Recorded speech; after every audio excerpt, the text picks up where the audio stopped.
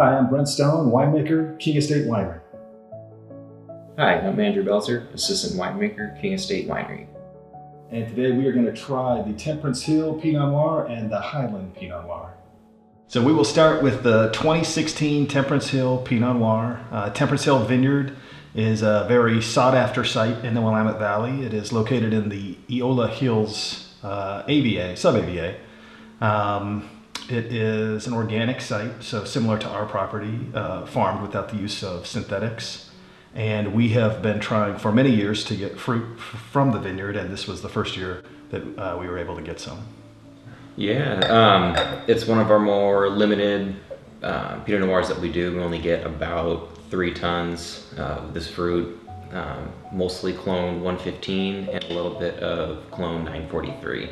So 115 is an earlier ripening clone, tends to be a little more on the delicate side, a lot of bright red fruits, more acidity, and the 943 clone is very, very small berry, so higher skin to juice ratio, so you get a lot more tannin and concentration, a bit more dark fruit.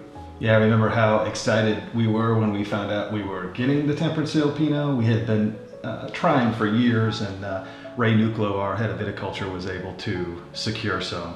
Again, like Andrew said, just a few tons, so not much, but I think throughout the team we were all real excited to get to work with it.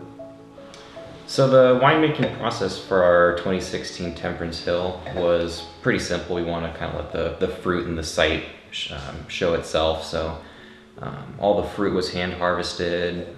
We hand sorted all the fruit on the line.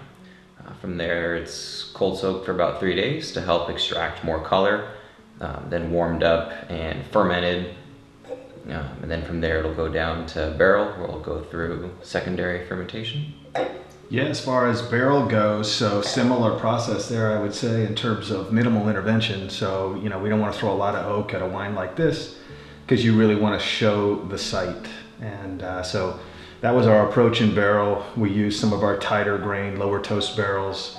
Again, keeping overall oak intensity on the low end to really let the fruit show through. One thing that makes this wine a little bit different is we also did Sur-Lie in barrel. So we kept the Pinot on the lees, which we normally only do with our white wines. And that's to add some additional richness and complexity. So a portion of this was Sur-Lied in barrel as well. The vintage on the Temperance Hill Pinot Noir is 2016. And to most in the industry, it is known as one of the better vintages we've had in the state. It was one of the earlier vintages we've had as well. So I think it was the earliest we've ever started picking in Oregon, and I think the earliest we finished. I think that ended up being kind of a blessing, and then we had record rainfall in October. So we got everything in early and ripe and clean. And I think it is going to be one of the better reviewed vintages, both from customers as well as wine critics. I think the wines were very showy and fruit driven and very customer friendly. Yes, 2016 was very, like Brent was saying, very warm and dry, but not a lot of large heat spikes. So the fruit was able to stay on the vine even after it was ripe for a little extra hang time without compromising sugar or acid. So it kind of helped at the winery side, bringing fruit in, definitely beneficial. And yeah, being warm and dry, fruit was very clean, so very, very low disease here, which definitely helps improve quality. 2016 Temperance has a lot of aromas of blackberry, blueberry, starting to develop some nice earthy truffle tones, as well as still some really fresh crushed rose petals, kind of wafting in the finish. Yeah, what I always really like about the Temperance wines is they show a lot of fruit early on. So a lot of dark fruit, rich fruit. And then as they age, they kind of tend more towards the earthen notes and the truffle notes. And it's almost like 2 wines, depending on when you open and drink the bottle.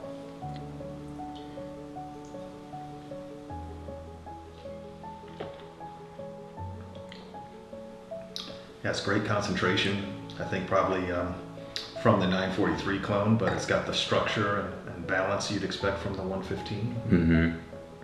Yeah, the 115 definitely gives it some nice finesse and nuance and supple tannins, but towards the end you can really get that 943 kind of chalky and lengthy tannin right towards the finish. Yeah, it's a nice wine. Yeah. For our next wine, we are going to try the 2015 Hyland Pinot Noir. This is a library release, so this is a staff favorite that we've cellared for a number of years and are now offering to club members in the form of a re-release. So the 2015 Hyland Pinot Noir comes from McMinnville, AVA, and it's up north, just south of Portland. The vineyard is on the coastal Cascade. Part of the AVA vineyard elevation is between 600 to 800 feet. The clones planted are a blend of Quarry and Wadensville clones. Yeah, Hyland Vineyard, I think one neat thing about it is it was planted in 1971, so that makes it one of the oldest vineyards in the state. A lot of wineries have worked with the fruit over the years, and it's just got a reputation for making fantastic Pinot Noirs. And this was the last year we actually made a Hyland Pinot Noir 2015, so it makes it kind of an extra special library release. So the 2015 vintage was a very warm year, warmer than the 16 vintage. So some of the challenges that you have to associate with that is grapes getting too high sugar resulting in higher alcohol. So vineyards are usually picked a little bit earlier to try and preserve not only acid but also keep the sugars a bit lower. But 2015 was also quite dry, so the fruit that was coming in was also very clean and disease-free. Yeah, I definitely remember the heat, 2015, similar to 2014, very hot, dry growing seasons. So different challenges, different than what Oregon had been used to. As Andrew said, the goal really trying to minimize or manage extraction, alcohol levels in the grapes. What I noticed that year is a lot of the cool sites did very well, like our property here, King Estate, as well as Hyland, cooler sites, the Pinots were able to stay on the vine longer and they still came out very balanced despite warmer conditions. As far as winemaking goes on the Hyland Pinot Noir, just given the warmer vintage, so much of the focus was on maintaining balance in the wines. Warm years can be kind of tricky with Pinot Noir. They tend to drive alcohol up and acid down, and a lot of that high alcohol can mask the subtleties of Pinot Noir and what really drives people to drink Pinot Noir or like about Pinot Noir. So much of our approach was just aimed at maintaining balance. So whether that be the amount of time the juice was on the skins, or things like pick date, picking early enough to make sure that we could keep alcohol levels in check. Yeah, like you said, simplicity for the process. The grapes were destemmed straight into open top stainless steel tank where it was cold soaked for 3 days to help drive out more color out of the grapes. We also did some Saunier, about 10%, so we bled out 10% of the juice. This helps increase your skin to juice ratio to get more concentration, better extraction. From there, about a 2-week ferment using, once again, neutral yeast to kind of just push the fruit and the site forward, kind of show, let the fruit show itself. We also drained it. Once it was dry, kept only the free run portions. Then from there, went down to barrel for secondary fermentation and about 12 months aging. We use slightly less oak, also about 20%, very tight grain, so it doesn't overpower the wine too much. And because Hyland is a very cool site, wines tend to be very, very delicate. We didn't do any surly aging on this, so it was just aged in oak for about 12 months. Yeah, when I think of Hyland, I always think of that kind of characteristic bright red fruit. So the strawberry and the rhubarb is always so nice.